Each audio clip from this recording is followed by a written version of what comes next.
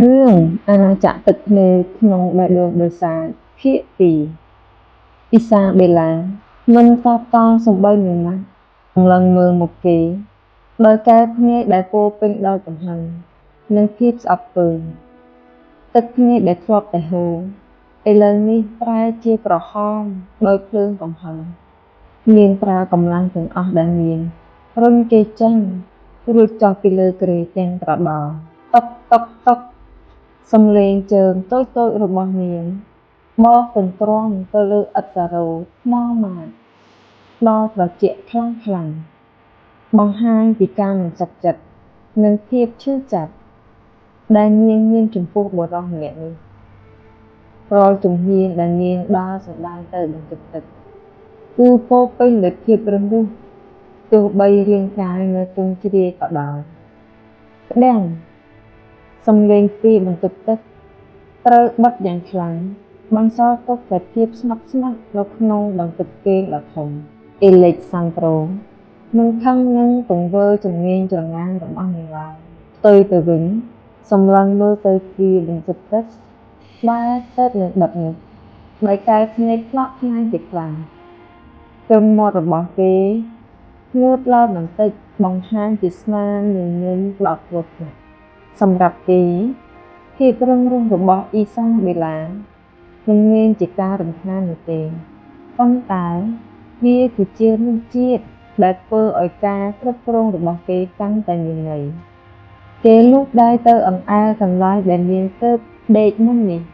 ដែលនៅមានកម្ដៅនិងក្លិនក្រអូបរបស់នាងជាប់រួចដកដង្ហើមធំដោយភាពស្កប់ស្កល់ហាក់បីដូចជាព្រាងព្រៃដែលកំពុងសប្បាយចិត្តនឹងការមើលសត្វប្រមាញ់តូចរើតម្រាស់នឹងបាញ់នៅក្នុងបន្ទប់ទឹកដែលក្រាស់ដោយថ្មម៉ាតសំឡេងទឹកហូរចេញពីក្បាលរមណីបន្លឺឡើងតិចលាយឡំនឹងសំឡេងដង្ហើមញាប់របស់អ៊ីសាបេឡា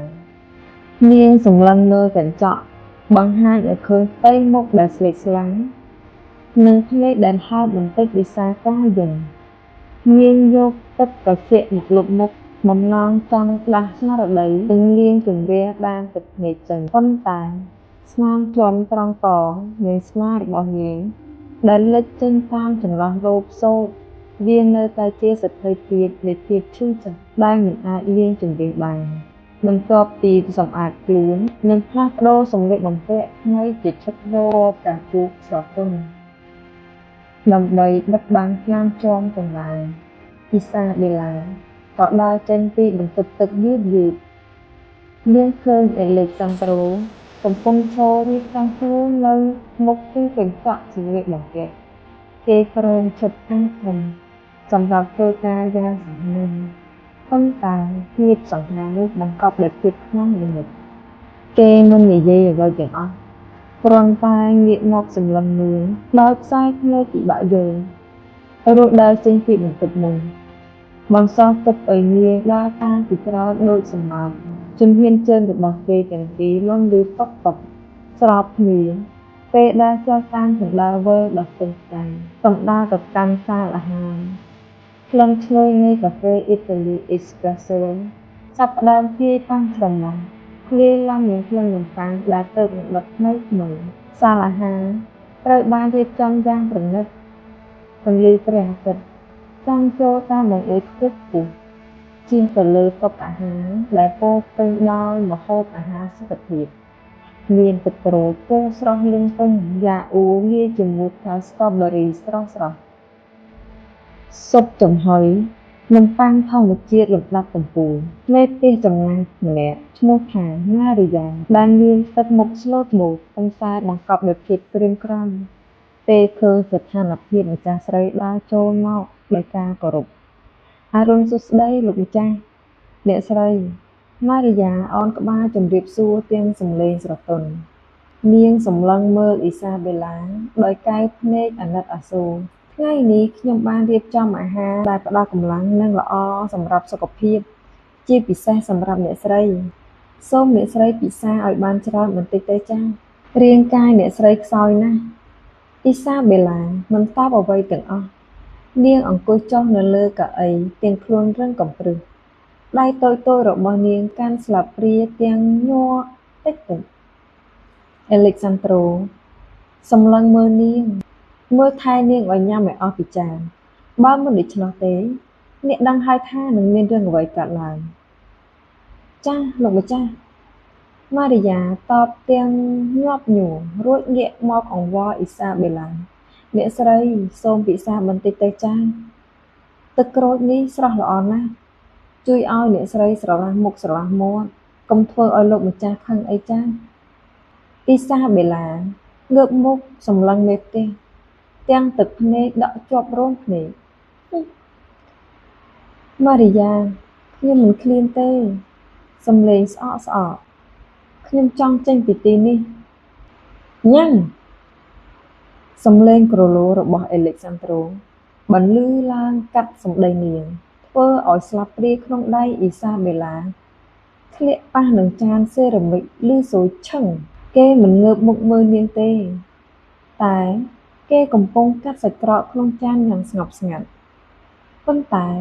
សម្ពាធដែលគេបញ្ជាមកធ្វើឲ្យបរិយាកាសក្នុងបន្ទប់អាហារប្រែជាត្រជាក់ភ្លាម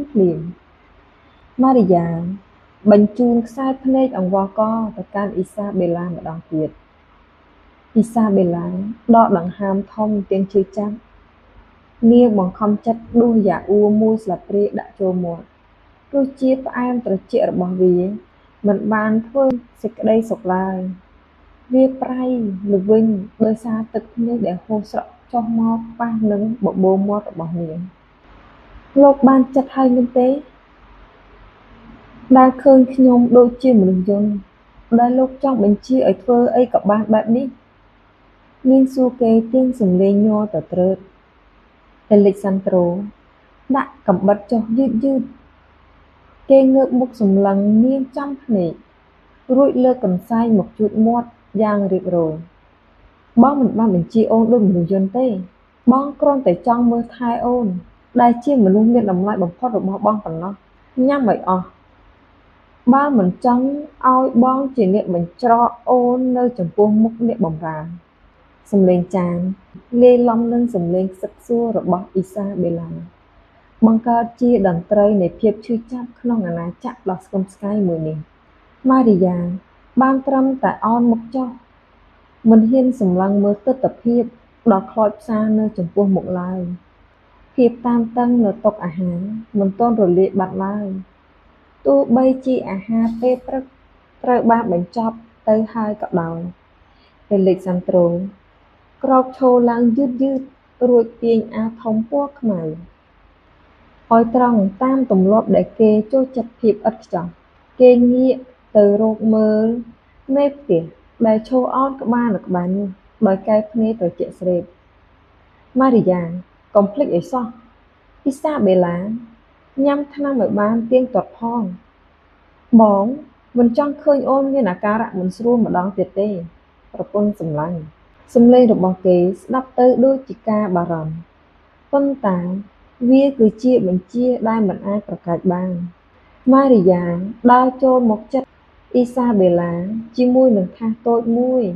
និងគ្រាប់ថ្នាំពណ៌សថ្លាមកឲ្យនាងអ៊ីសាបេឡាងើបមុខសម្លឹងទៅកាន់មេផ្ទះ